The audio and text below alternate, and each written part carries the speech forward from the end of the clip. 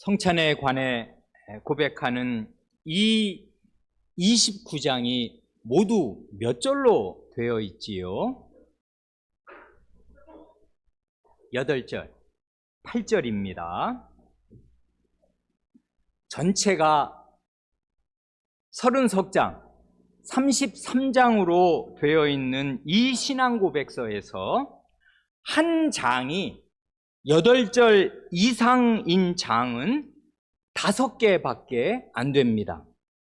성경에 관해 고백하는 제1장이 10절까지 있어서 가장 절수가 많고요.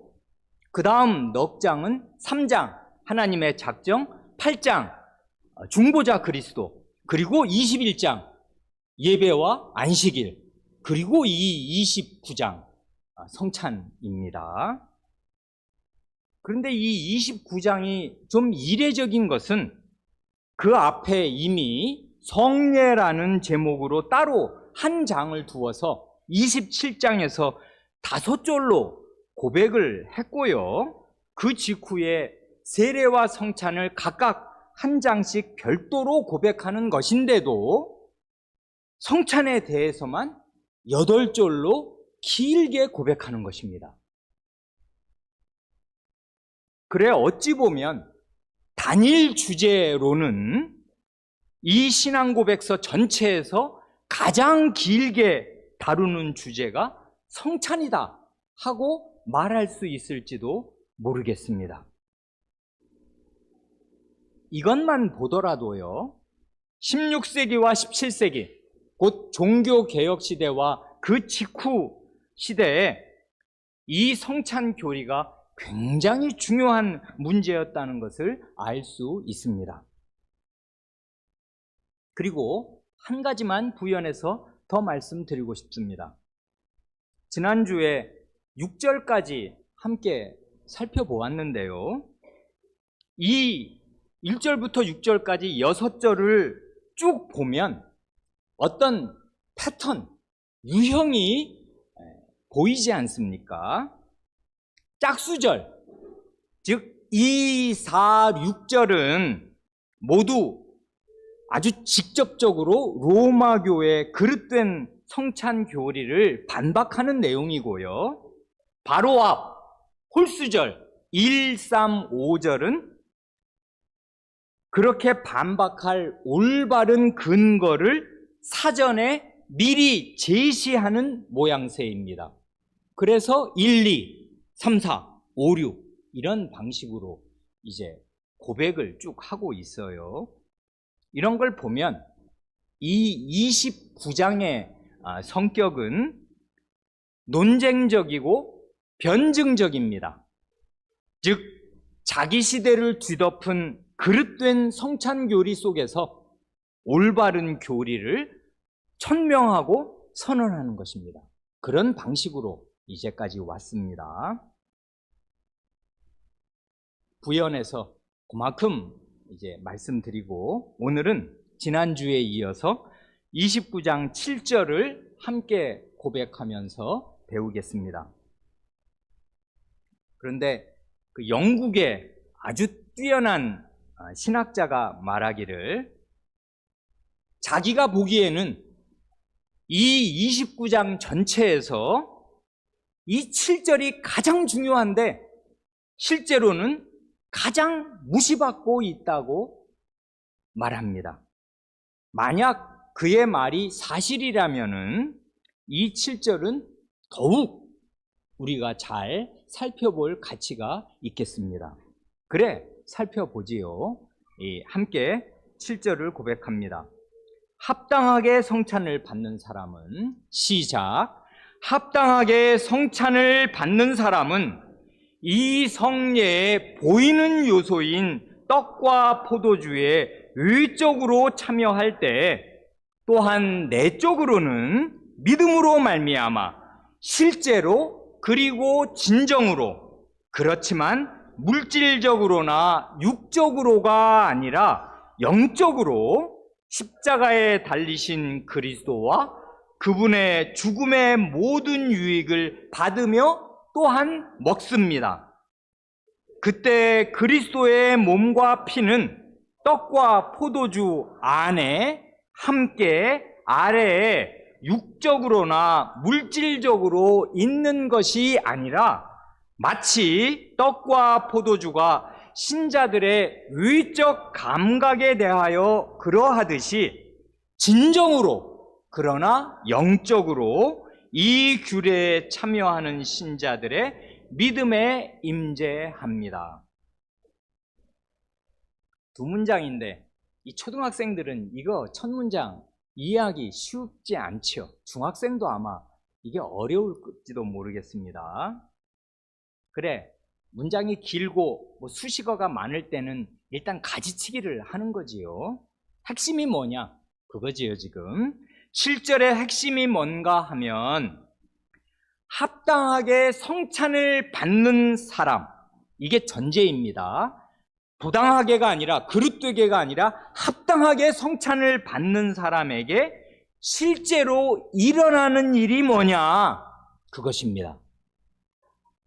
그래, 먼저 요점부터 확실히 파악하도록 첫째 문장에서 가장 중요한 골자, 뼈대만 간추려서 읽는다면은 그냥 다 사정없이 가지치기 하고 그냥 완전 골자만 추리면 이렇게 되겠습니다.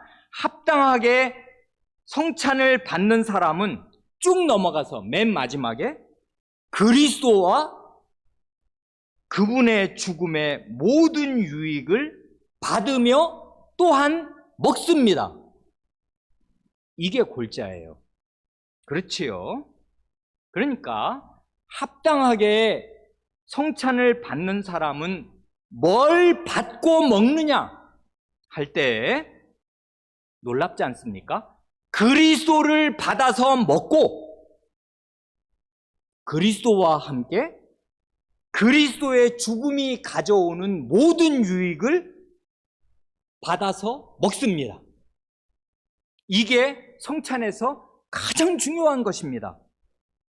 그러니 이제까지 고백하고 배운 모든 것을 설령 다 잊어버리더라도 이거 하나만은 잊으면 안 됩니다. 이게 가장 중요한 거예요. 그래, 그 맨 마지막 말, 첫 문장에 받으며 또한 먹습니다 하지 않습니까? 이 두 마디가 필수적입니다. 받는 것과 먹는 것. 받기만 하고 안 먹으면 어떻게 되겠습니까? 그림의 떡이지요. 냄새만 맡고 배만 더 고프겠지요. 별 소용이 없어요. 내게 아무 힘이 안 될 것입니다.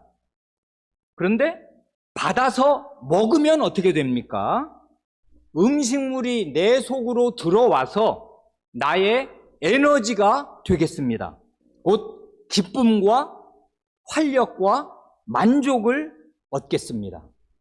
우리가 음식을 먹을 때 늘 느끼는 게 그러잖아요. 진수성찬에서 정말 배고플 때 한 상 잘 받아 먹으면 마음에 기쁨과 만족이 있고 에너지가 쫙 공급이 돼서 이제 힘이 나지 않습니까? 아닌 게 아니라 우리 주님께서도 성찬을 제정하실 때 받으라, 먹으라, 받아 먹으라 하셔서 받을 것과 먹을 것을 명하셨습니다. 그래, 이 받아 먹는다는 이 말이 바로 성찬이 제사가 아니라 식사라는 사실을 분명하게 보여줍니다. 제사는요, 그 주된 성격이 사람이 하나님께 드리는 거잖아요. 이 방향성이 중요한데 땅에서 하늘로 올라가는 게 제사예요. 제사는 사람이 하나님께 바치는 거란 말입니다. 그래서 화살표가 땅에서 하늘로 올라가요, 제사는. 그런데 식사는 반대거든요. 어떻게 해요? 식사는 하나님께서 주시는 것을 받아 먹는 것입니다. 하늘에서 땅으로 내려오는 거라고요. 이게 식사의 성격이에요. 그런데요, 정말 중요한 건 받아 먹으라 하신 그 음식물이 뭐냐, 그거 아니겠습니까? 뭘 받아 먹냐, 그게 중요한 건데요. 그걸 한마디로 하면 그리스도 자신과 그리스도의 모든 은혜입니다. 그리스도를 받아서 먹고 그리스도의 모든 은혜를 받아서 먹습니다. 이걸 유익이라고 해도 되고, 은혜라고 해도 되고, 대우리문답식으로 은덕이라고 해도 되고, 어떤 말로 표현해도 상관없어요. 다 그 말이 그 말이니까요. 그리스도와 그리스도의 은혜, 그리스도와 그리스도의 은덕, 그리스도와 그리스도의 유익을 우리는 받아서 양분과 기쁨과 만족으로 취해서 에너지를 얻습니다. 이게 성찬이에요. 그런데 우리가 받아 먹는 그리스도가 어떤 그리스도냐 하는 거를 신앙 고백서 고백 명문 그대로 본다면, 나와 우리를 위해서 십자가에 달리신 그리스도입니다. 그렇죠? 나와 우리를 위해 십자가에서 자기 몸과 피를 내어주신 그 그리스도를 받아먹는 것이고, 그렇게 그리스도께서 자기 목숨을 내어주시면서 우리를 위해 획득하신 그 모든 유익을 받아먹는 것입니다. 이게 성찬입니다. 그러니 좋아요, 안 좋아요? 성찬은 잔치예요. 기쁨의 잔치입니다. 이게 무슨 제사상 차리는 장례식이 아니라고요. 스코틀랜드 장로 교회에서 이게 너무 오버해가지고 선을 넘어서 성찬을 장례식으로 만들어 놨어요. 그래서 대개 우리 한국 장로교회가 스코틀랜드에서 미국으로, 미국에서 이제 기독교가 한국으로 넘어오면서 성찬식 분위기가 장례식 분위기가 되었습니다. 정말 숙연하고 슬프고 죄송스러워 어쩔 줄을 모르지 않습니까? 성찬식 때 되면. 그런 요소가 없는 게 아니죠. 왜 죽으셨나 생각하면 내 죄 때문에 죽으셨으니까 뻔뻔하게 이렇게 아이고 잔치 받으러 왔다 이럴 수는 없어요. 그러나 성찬의 본질은 식사인데 잔치 식사예요. 하나님이 우리를 살리시려고 이 그리스도 자신과 그리스도의 모든 은혜를 너 먹고 살아라, 이게 네 음식 아니냐 하고 주시는 거니까 감사하게 받아 먹는, 너무나 즐겁고 기쁜, 황송하면서도 정말 너무너무 좋은, 그게 어디 5성급 6성급 호텔에 무슨 뷔페 티켓이 온 거 이런 거랑 비할 수가 있는 게 아니잖아요. 그런 걸 우리가 받아 먹는 잔치상이란 말입니다. 이게 성찬입니다. 좋은 거죠. 2주 뒤에 이제 잔치상으로 우리는 초대를 받겠습니다. 이제 핵심 뼈대를 파악했으니까요. 이제 뼈대에 붙은 그 살점들을 맛보기로 하지요. 첫 문장을 다시 읽어봅니다. 합당하게 성찬을 받는 사람은 이 성례에 보이는 요소인 떡과 포도주에 외적으로 참여할 때, 또한 내적으로는 믿음으로 말미암아 실제로 그리고 진정으로, 그렇지만 물질적으로나 육적으로가 아니라 영적으로 십자가에 달리신 그리스도와 그분의 죽음의 모든 유익을 받으며 또한 먹습니다. 하지 않습니까? 합당하게 성찬을 받는 사람은 알겠어요. 이 성례에 보이는 요소인 떡과 포도주에 외적으로 참여할 때 이것도 알겠어요. 이제 성찬상에 나와서 성찬을 이제 받는 것이지요. 그럴 때 또한 내적으로는 이거지 않습니까? 성찬상에 눈에 보이는 이 외적으로 나와서 이 성찬을 받아 먹고 마실 때 신자 안에 어떤 일이 일어나냐, 그걸 지금 묘사한단 말입니다. 그 다음 말이 믿음으로 말미암아인데요. 이건 조금 뒤에 말씀드리고요. 그 다음 말이 아주 중요한데, 실제로 그리고 진정으로입니다. 실제로, 이건 영어로 보면 여러분도 농담으로도 많이 하는 really 그거예요. 실제로, really 진정으로. 진정으로는 and indeed, 정말 진실로 이거 두 번 지금 똑같은 말 두 번 강조하는 것입니다. 이건 놓치지 말라고. 이건 실제로 일어나는 일이고 진짜로 일어나는 일입니다. 이게 무슨 쇼하는 게 아니고 우리의 관념에서 뭐 그렇게 생각하라는 말이 아니에요. 리얼리한 것입니다. 진짜입니다. 이거 사실적으로.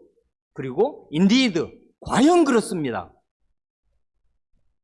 뭐가 그렇다는 거예요? 실제로 그리고 진정으로 그리스도와 그리스도의 유익을 받아 먹는 거다. 이거 성찬이. 이게 굉장히 중요한 말이고요. 그럼 어떤 식으로, 어떤 방식으로 그리스도와 그분의 유익을 받아 먹는 거냐, 그걸 아는 게 중요하잖아요. 그게 뭐냐 하면 물질적으로나 육적으로가 아니라 영적으로 받아 먹는다, 그것입니다. 물질적으로, 육적으로 먹는 건 분명히 빵과 포도주인데요. 그렇게 물질적으로, 육적으로 빵과 포도주를 내가 받아서 먹고 마실 때, 그 다음 우리의 영혼이 성신으로 말미암아서 그리스도와 그리스도의 유익을 실제로 그리고 진정으로 받아 먹는다, 그것입니다. 그래, 여기 영적으로라는 말이 이게 좀 어려운 말이 됩니다. 이 말은 일단 이 본문에서 보면 물질적인 것과 육적인 것, 육체적인 것과 대조되는 게 분명하지요. 물질적으로나 육적으로가 아니고 영적으로, 이거니까 그 대조가 선명하잖아요. 그러니까 이건 물질적인 거가 아니다. 물질적으로 먹는 거 아니다. 그리스도와 그리스도의 유익을 물질로 어떻게 먹냐, 그거 아니고 육적으로 몸으로 먹는 것도 아니다. 그러면 먹는 게 아니네. 아니 뭐 먹는 거야 몸으로, 혀로, 이 목구멍으로 먹는 건데, 아니 물질로도 안 먹어, 그 육적으로도 안 먹어, 그럼 뭘로 먹어? 이렇게 할 때 영적으로 먹는 거다 한단 말입니다. 영적으로 먹는 게 어떻게 먹는 거예요, 여러분? 그거 설명하실 수 있어요? 영적으로 어떻게 먹어요, 그리스도를? 영적으로라는 말은 두 가지로 이해하면 가장 온당할 것입니다. 우리의 육신이 그리스도를 먹는 게 아니라, 이건 다 알아요. 그렇게 먹으면 식인종 아니에요. 우리가 인육을 먹고 사람의 피를 마십니까? 그게 아니잖아요. 그러니까 우리의 육신이 그리스도를 먹는 게 아니고 우리의 영혼이 그리스도를 먹는 것이다. 그런데 영혼이 어떻게 그리스도를 먹어? 라고 말한다면 그게 어떻게 가능하냐 하면 성신께서 가능하게 하여 주신다, 그것입니다. 그래, 이 영적이라는 말이 나오면 우리의 영혼과 성신을 동시에 함께 생각하면 아주 좋아요. 왜 그러냐면 영적으로라는 말이 spiritually잖아요. spiritually. 그 스피릿이 뭐예요? 스피릿이 우리의 영혼도 스피릿이고 성신도 성령, 스피릿이에요. 그래서 영적으로라는 말은 성령적으로 말해도 되고 우리의 영혼에서 이렇게 말해도 돼요. 이 두 개가 합쳐져 있어요. 성신이 작용하는 게 우리의 영혼에 작용하시는 거니까 그렇단 말입니다. 그래, 그리스도를 틀림없이 실제로 그리고 진정으로 받아 먹는데 어떤 식으로? 우리의 영혼이 성신으로 말미암아 그리스도를 먹고 마시고 그 유익을 먹고 마신다, 이것입니다. 물질적으로나 육적으로가 아니라 우리의 영혼이 성신으로 말미암아 그리스도를 먹고 마신다. 어디에서요? 성찬상에서. 그것이 성찬의 핵입니다. 그걸 빠뜨리면 아무것도 없는 거예요, 사실상 성찬상이라는 건. 이럴 때 우리의 영혼이 성신으로 말미암아 그리스도를 받아 먹으려 할 때 꼭 필요한 게 우리 영혼의 작용인 믿음입니다. 그래서 아까 우리가 잠깐 넘어간 믿음으로 말미암아가 중요한 거예요. 이때 믿음이란 뭐 믿습니다 하면서 우격다짐으로 뭘 어떻게 하는 게 아니고요. 믿음이란 단순히 하나님과 하나님의 말씀을 진리로 받아들이고 의지하는 거, 그게 믿음 아니에요. 그러니까 하나님이 안 계시고 하나님의 말씀을 모르거나 하나님의 말씀이 없으면 믿음이 없는 거예요. 그건 그냥 그 사람의 개인적인 신념이죠. 신념이 강한 사람, 심지가 굳고 뭘 하면 반드시 될 거야, 이거 틀림없이 돼 하고서 막 불도저 같이 밀어붙이는 사람이 있습니다. 그래서 실제로 되는 일도 있어요. 실제 의지가 강하고 막 안 될 것 같은데 추진하면은 되기도 하지 않습니까? 그 옛날 우리 현대 그룹 그 창업주 같은 사람 말이에요. 조선소 땅도 없고 배도 없고 아예 부지도 없는데 우리가 이 배 만들 테니까 그 차관 빌려주시오 이랬다는 거 아닙니까? 우리 그 500원짜리인가에 들어있는 거북선 그림 보여주면서 우리는 옛날부터 몇백 년 전부터 배 만든 민족 아니요. 그런데 조선소가 있습니까? 없어. 배 만들어 본 적 있습니까? 없어. 근데 배를 만들 테니까 돈을 빌려달래요. 불도저 아닙니까? 이런 사람은 신념이 있는 사람인데 그런 걸 우리는 믿음이라고 하지 않습니다. 그건 자기 신념이죠. 정신력이 강한 사람. 믿음은 그런 게 아니에요. 믿음은 하나님과 하나님 말씀을 의지하는 것입니다. 그래, 성찬상에서 그 중요한 게 신자가 믿음으로 빵과 포도주를 받는 건데요. 그때 뭘 믿는 것입니까? 그리스도께서 내 죄를 다 없이 하시려고 살이 찢기시고 피를 흘리셨다. 목숨을 주셨다. 그 결과로 내게 사죄와 구원과 영원한 생명과 하나님의 나라를 주신다. 이게 하나님 말씀에 움직일 수 없는 진리다 하는 사실을, 그걸 하나님 말씀 읽으면 모를 수가 없는 거니까 그 사실을 받아들이고 믿는 것입니다. 그게 믿음이에요. 그러니까 믿음을 발휘해야 해요. 성찬상에 나올 때는 우리 영혼의 기능, 영혼의 활발한 작용이 엄청 중요한 거죠. 이건 기계적인 게 아니란 말입니다. 기계적으로야 아무 생각 없이 그냥 어제 한잠도 못 자서 엄청 피곤해요. 생각 자체를 못해. 그런데도 성찬상에 걸어 나와서 받아 먹을 수는 있잖아요. 그러면 꽝이에요. 믿음으로 받는 게 아니니까요. 이건 우리 영혼의 작용, 영적으로 받아야 의미가 있는 거지, 뭐 물질적으로, 육적으로 받아서 의미가 있는 게 아니니까 영적으로 받으려면 어떻게 해야 되냐? 영혼의 작용이 있어야지. 그래야 성신께서 역사하시지. 그러려면 우리 영혼의 작용, 믿음으로 하나님께서 마련하시고 밝히 보여주신 진리를 수납하고 깨닫고 확신하는 것이에요. 그걸 이해하고 꼭 붙드는 것이에요. 그런 게 믿음이지 않습니까? 그래, 이 믿음으로 우리는 실제로 그리스도를 받아 먹습니다. 그리스도의 모든 은혜를 받아 먹어요, 성찬상에서. 그래, 다시 이제 이 첫 문장을 곰곰이 음미한다면 말입니다. 이 첫 문장 안에는 로마교의 화채설을 반박하는 성격이 들어있겠습니다. 왜 그러냐면 물질적으로 육적으로 그리스도를 먹는 게 아니다 이렇게 말하니까 그 사람들은 이 물질이 이게 그리스도의 몸과 피예요. 그러니까 이걸 먹으면서 그리스도를 먹는데, 이런 식으로 물질적으로 육적으로 그리스도를 먹는 게 아니다, 그게 성찬의 본질이 아니다 하고서 아주 은은하게 이제까지 충분히 6절 동안 반박했던 로마교의 화채설을 성찬상에서 반박하는 것이죠, 지금.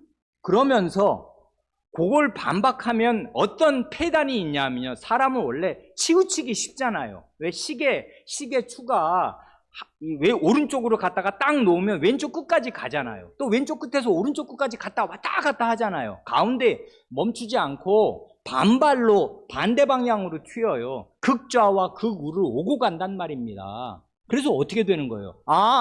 이건 그리스도의 몸과 피로 바뀌는 게 아니다. 그러면 어떻게 되냐면 실제로 그리스도를 먹고 마시는 거 그건 아니구만 하고 반대적으로 생각할 수가 있어요. 말하자면 성찬식을 단순히 교회의 기념식 정도로 가볍게 여기는 위험에 빠질 수가 얼마든지 있어요. 그래서 맨날 반박에 주력하는 사람들이 빠지는 함정이 그런 것입니다. 아니다, 아니다, 아니다, 아니다 하니까 다 제끼고 나면 긴 게 남는 게 없어요.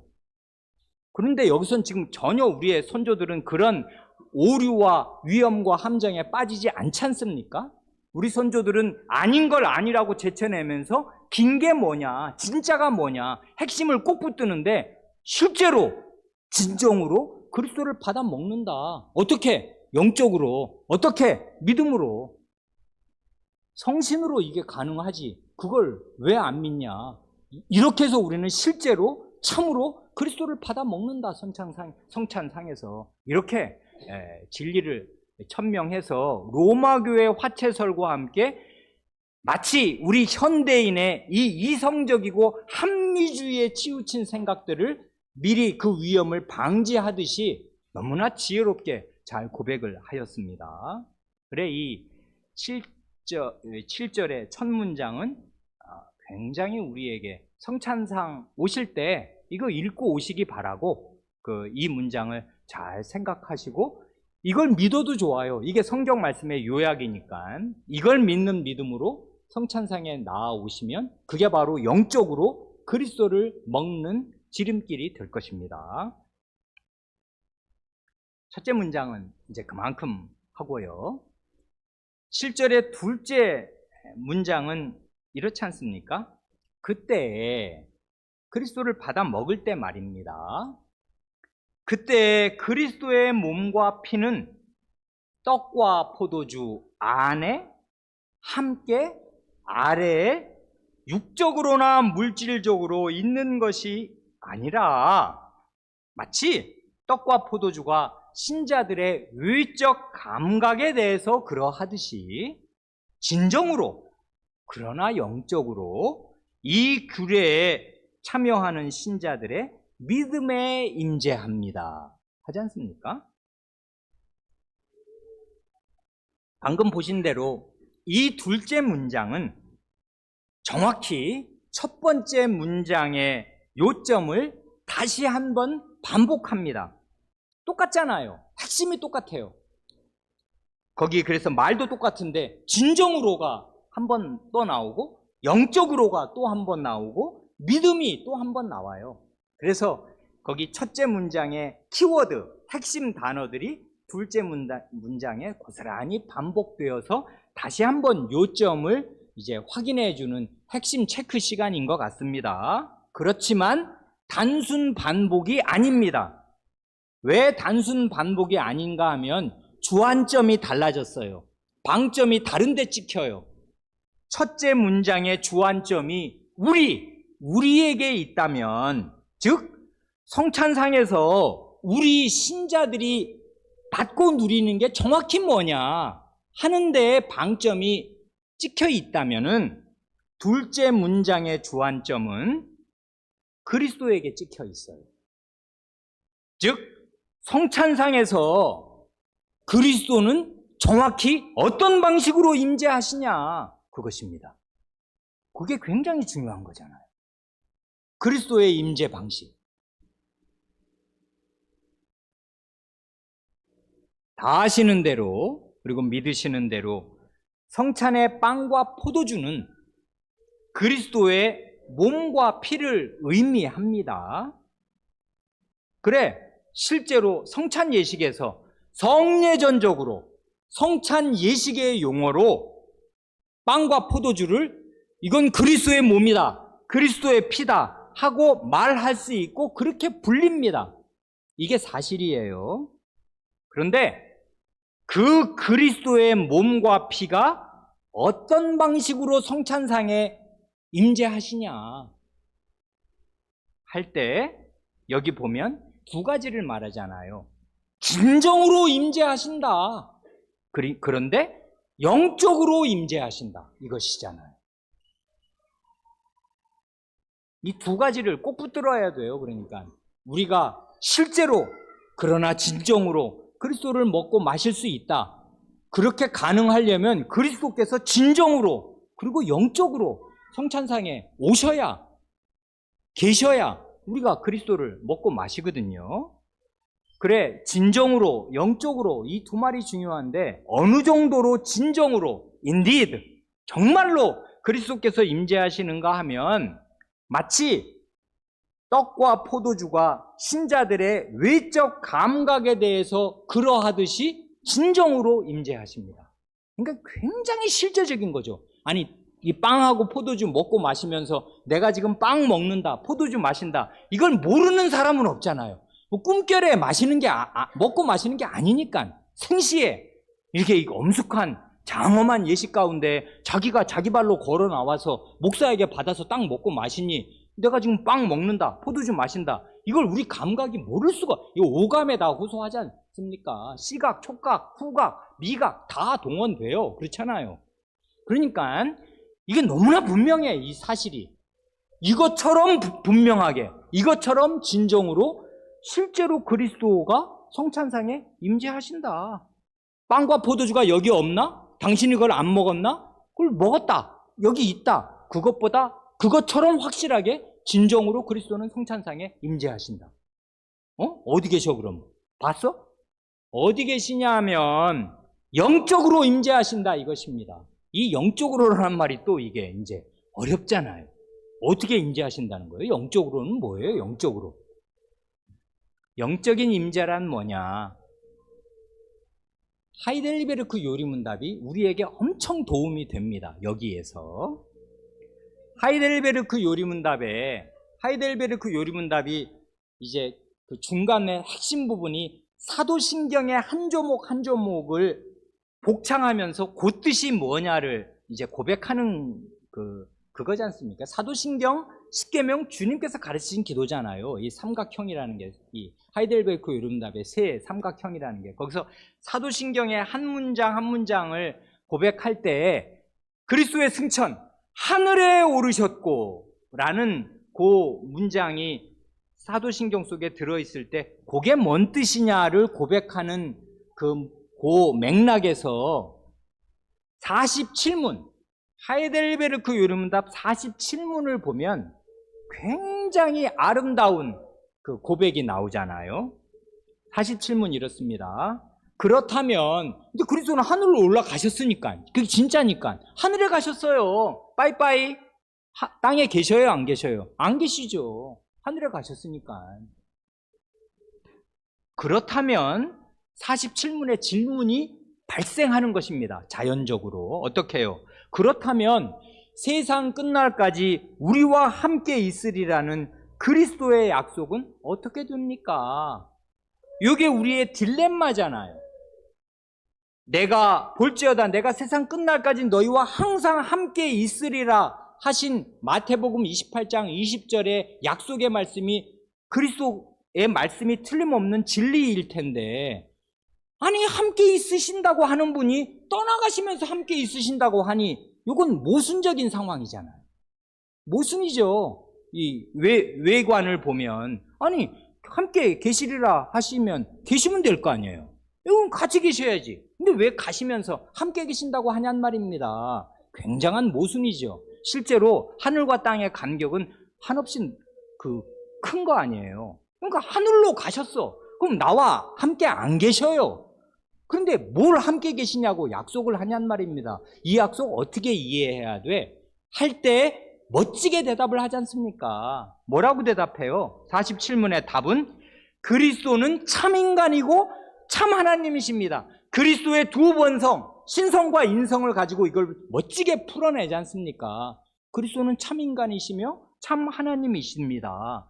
그의 인성으로는 더 이상 세상에 계시지 않으나 그의 신성과 위엄과 은혜와 성신으로는 잠시도 우리를 떠나지 않습니다. 아멘. 그리스도의 신성과 인성에 대한 바른 이해로 이 난제, 이 풀 수 없는 딜레마를 해결합니다. 우리를 떠나가시면서 함께 계신다. 세상 끝날까지 영원히 함께 계신다는 말이 어떻게 성립하는가 하면, 맞다. 떠나신다. 그리스도의 인성은 하늘에 계신다. 하늘에 계시면 땅에는 안 계시는 거지.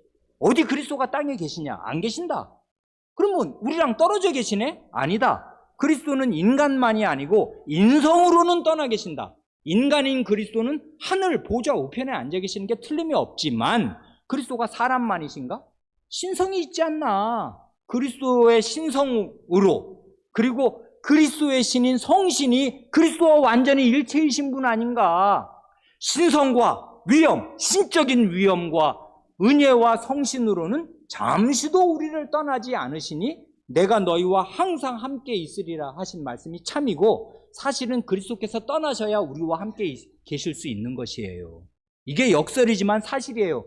그리스도가 인성을 가지고 땅에 계시면요, 팔레스타인에 계시면 말씀드렸지만 미국에는 계실 수가 없고, 미국에 계시면 한국에는 못 계셔요. 몸이 손오공 86,400개 몸이 변하는 것입니까? 우리 어렸을 때 라디오 들으면 오랑바린 나바랑 꾸따라까따 뿌랐냐 야잇 이렇게 주문을 외워요.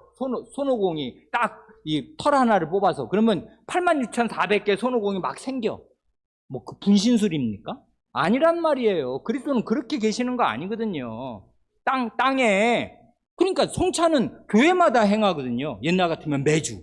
그러면 유럽이면 교회가 몇 개입니까? 이 나라가 몇 개며 다 성찬상에 그리스도께서 계셔야 돼. 육체적으로 못 계셔요. A 교회에 가시면 B 교회는 안 계십니다. 육적으로는. 안 그래요? 제자들과 함께 갈릴리에 계시면 예루살렘에 안 계시는 거지. 그러니까 내가 너희와 항상 함께하리라는 이 약속의 말씀이 임하고 성취되려면 그리스도가 하늘에 가셔야 돼요. 하늘에 가셔서 성신으로, 신성으로 우리와 함께 하셔야 돼요. 그러면 신적인 위엄이 우리와 함께하고 그리스도의 은혜가 우리와 함께 하셔요. 그러면 신성과 인성은 분리되지 않으니까 그때 그리스도의 성신과 그리스도의 신성이 우리와 함께 하시고 성찬상에 함께 하시면 인성을 가지신 그 그리스도의 신성이 우리와 함께 하시는 게 돼서 그리스도 전체가 우리와 함께 하시는 게 됩니다. 그러나 구분하자면 인성으로는 지금 우리와 떨어져 계신다고 말해야 해요. 그게 다른 인식이란 말입니다. 이미 그러니까 사도신경이 뭔지를 정확히 이해하고 있으면 성찬상에서 무슨 일이 일어나는지를 정확히 이해할 수 있게 됩니다. 성찬상이 뭐예요? 그리스도의 임재예요. 그리스도가 임재하십니다. 그리스도의 몸과 피가 여기 있어요. 어떻게? 떡과 포도주로. 성찬 예식상. 이건 그리스도의 몸이 아닐 수가 없지. 그리스도의 피가 아닐 수가 없어요. 그런데 이게 그러면 그리스도의 진짜 몸인가? 아니에요. 그리스도의 진짜 몸은 하늘에 계셔요. 그럼 이거는 그냥 우리끼리 만든 예식이고 우리끼리 하는 기념식인가? 천만에. 그리스도가 진짜 여기 계셔요. 어떻게? 성신으로, 신성으로, 은혜로, 위엄으로 우리와 함께 성찬상에 계신단 말입니다. 그래서 우리는 실제 그리스도를 받아서 먹습니다. 그리스도의 은혜를 받고 먹어요. 이게 성찬상의 실제입니다. 그런데 말입니다, 저는 이 둘째 문장이 대단히 매력 있습니다. 너무나 좋아요. 뭐가 좋습니까? 여기 그때 그리스도의 몸과 피는 떡과 포도주 안에 함께 아래, 육적으로나 물질적으로 있는 것이 아니다 하고 말할 때, 이걸 지금 예전에 설교를 귀담아 잘 들으신 예민한 성도들은 다 아시겠지요. 이거 지금 뭘 염두에 두면서 이 말을 하는 거예요? 에? 아무도 대답하시는 분이 없어요? 마스크 탓인가요? 루터교의 성찬 교리를 지적하면서 아니라 하고 부드럽게, 그런데 신사적으로 지적을 하지만 그러나 아주 정확하게 그건 아니지 하고 딱 말하는 거지 않습니까? 루터교의 성찬 교리가 뭔데요? 루터 선생은 이게 내 몸이다, 이게 내 피다 말씀하셨으니 그리스도의 몸과 피는 요 빵과 포도주 안에 빵과 포도주, 아래 빵과 포도주와 함께 계신다, 육체적으로. 이렇게 여기서 한 발도 양보하지 않았어요. 그래서 이걸 세 가지 영어 전치사로 요약하면 in, under, with지 않습니까? in, 안에, under, 아래, with, 함께. 이게 루터교의 성찬교리의 핵심이잖아요. 그 사람들은 그런 말 되게 싫어하는데 이런 걸 우리가 그냥 객관적으로 알기 편하게 말하기 위해서 로마교의 그릇된 성찬교리를 화채설, 몸으로 변한다는 교리라 한다면 루터 교회 요 그릇된 성찬교리를 공제설이라 하지 않습니까? 함께 공자를 써서 함께 있다. with, 함께 있다. 근데 안에도 있고 아래에도 있고 함께 있어. 요 빵과 포도주가 그리스도의 몸과 피로 변하는 건 아니야. 우리는 루터교는 아니야. 그건 미신이지. 어떻게 변하나? 변하진 않지만, 아니 그리스도가 우리를 버리시나? 버리실 리가. 그리고 이게 내 몸이라고 그랬어. 그럼 어떻게 몸이 아니야? 그럼 어떻게 몸이 될까? 그리스도의 실제 몸이 하늘에만이 아니고 이 성찬의 빵 안에 들어와 계시는 거겠지. 그리고 성찬의 빵과 함께 계시고 성찬의 빵 아래에도 계시는 거지. 우린 그걸 믿어야 해. 그래서 in, under, with, 아래에, 안에, 함께. 이거를 계속 고집을 한단 말이야. 그리스도의 인성의 이 공제교리, 인성이 함께 하신다. 그렇게 고백을 한단 말입니다. 그런데 우리 선조들은 어떻게 말하나요? 여기서는 드러내놓고 정색을 하고 나를 세워서 반박하고 비판하지 않지요. 우리 로마교 할 때는 가증스러운 우상 숭배고 절대로 그거 아니다 하면서 엄청 조목조목 2, 4, 6 그 절에서 말했지 않습니까? 근데 루터교에 대해서는 아주 부드럽게, 그러나 아닌 건 아니라고 정확하게 날 세우지 않고 이렇게 신사적으로 지적하고 넘어갑니다. 이게 우리 선조들의 신앙 인격이 아닌가 생각합니다. 왜 그러냐 하면 루터교의 성찬교리는 로마교의 성찬교리만큼 해롭지는 않거든요. 이건 결국은 공통점이 있어요. 사실은 우리 개혁교회의 올바른 성찬교리나 로마교나 루터교의 성찬교리의 전체의 공통점 하나를 찾는다면 그리스도는 성찬상에 임재하신다 이거예요. 이게 핵이에요. 이걸 다 믿어. 그리스도는 성찬상에 틀림없이 임재하신다. 이게 우리 현대의 얼빠진 교인들하고 다른 점이에요. 현대의 교인들은 이건 우리 인간의 기념식이야. 뭐 계시기는 어디 계셔? 우리가 그냥 기념을 하는 거지. 예를 들면 세종대왕 무슨 10월 9일 한글날 기념하면 세종대왕 여기 계십니까? 안 계시지. 우리가 한글 창제해 주신 걸 감사하는 우리의 기념식이지 세종대왕은 여기는 없는 거야. 그걸 알듯이 3.1절 그럼 유관순 누나 여기 있습니까? 없죠. 우리끼리 기념하는 거야. 라는 식으로 현대인들은 성찬을 생각한다면 그건 로마교만도 못한 것이에요. 루터교회도 발 뒤꿈치도 못 따라가는 것이에요. 그게 아니에요. 성찬식은 단순 기념식 아닙니다. 반드시 그리스도께서 계셔요. 이거를 로마교도 믿고 루터교도 믿고 우리도 믿어요. 다만 어떤 식으로 그리스도께서 계시냐, 그 그리스도의 임재 방식에 대한 이해가 문제인데 로마교는 아니 이 몸으로 변한다니까, 피로 변했어 라고 이렇게 말하면 이게 미신과 우상숭배에 떨어지기 딱 좋아요. 그건 안 된다. 우린 절대로 그렇게 믿을 수 없고 그건 사실이 아니다. 성경이 그렇게 말씀하지 않으니까. 그러면 루터 선생처럼 아니 계셔. 몸이라고 그랬는데 왜 안 계셔? 안에 함께 아래에 계시지. 몸이 그렇게 말하면 에이 그건 아니지. 그럼 어떻게 계신다는 거야? 영적으로 계시는 거지. 영적으로라는 말이 뭐야? 성신으로, 신성으로, 은혜로, 신적인 위엄으로 우리와 함께 계시지. 그럼 이건 진정성이 없는 건가? 우리의 영혼에 꼬르락꼬르락 하는 머릿속으로만의 우리의 관념에만 머무신다는 것인가? 천만의 말씀. 이건 사실이다. 떡과 포도주를 몸과 입으로 먹는 것만큼 사실이다. 진정성이 있는 거고 진실한 것이고 사실적인 것이고 실제적인 것이다. 이것입니다. 그러니까 이게 성찬교리의 핵심이에요. 진정성, 사실성, 실제성, 그리스도의 임재를 믿는 것. 우리와 함께 하십니다. 특별히 성찬상에 함께 하셔요. 왜냐하면 이걸 위해서 그리스도가 내려오셨고 이걸 위해서 목숨을 주셨는데 이 성찬상에 그리스도가 안 계셔버리면 이게 다 뭐예요? 그리스도께서 내려오신 보람이 없잖아요. 내가 내 목숨 바쳐 이룬 일이 헛되지 않도록 은혜를 주시려고 성찬상마다 그리스도께서 계십니다. 틀림없이 계셔요. 실제로 진정으로. 그러나 영적으로. 그걸 우리는 꼭 붙들어야 해요. 이게 그러니까 7절이 굉장히 좋은 거죠. 아주 지혜롭습니다. 그러면서 사람을 다루는 방식을 또한 배우지 않습니까? 로마교는 어떻게 대하고 같은 형제 진영인 루터교 형제들은 어떻게 대하는가?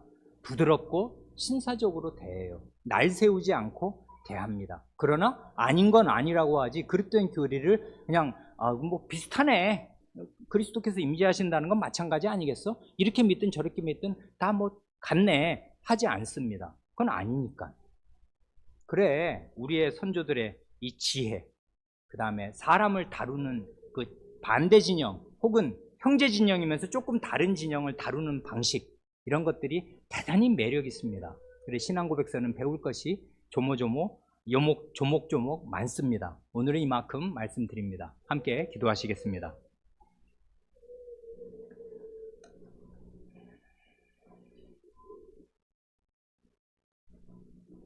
하나님 아버지, 하나님께서 구약시대부터 하나님의 구원의 은혜를 언약의 방식, 약속의 방식으로 전해 주실 때 예식을 함께 제정하셔서 가장 실제적인 방식으로 피부에 와닿는 방식으로 할례도 제정하시고 또한 유월절을 제정하셔서 먹고 마시는 잔치나 자기 몸에 새기는 가장 현저하고 확실한 방식으로 하나님의 은혜를 저희의 영혼과 몸에 박아넣어 주시더니 이제 신약시대에 와서는 세례와 성찬을 통하여 가장 생생한 방식으로 저희의 오감에 다 보여주시는 방식으로 하나님의 은혜를 확실하고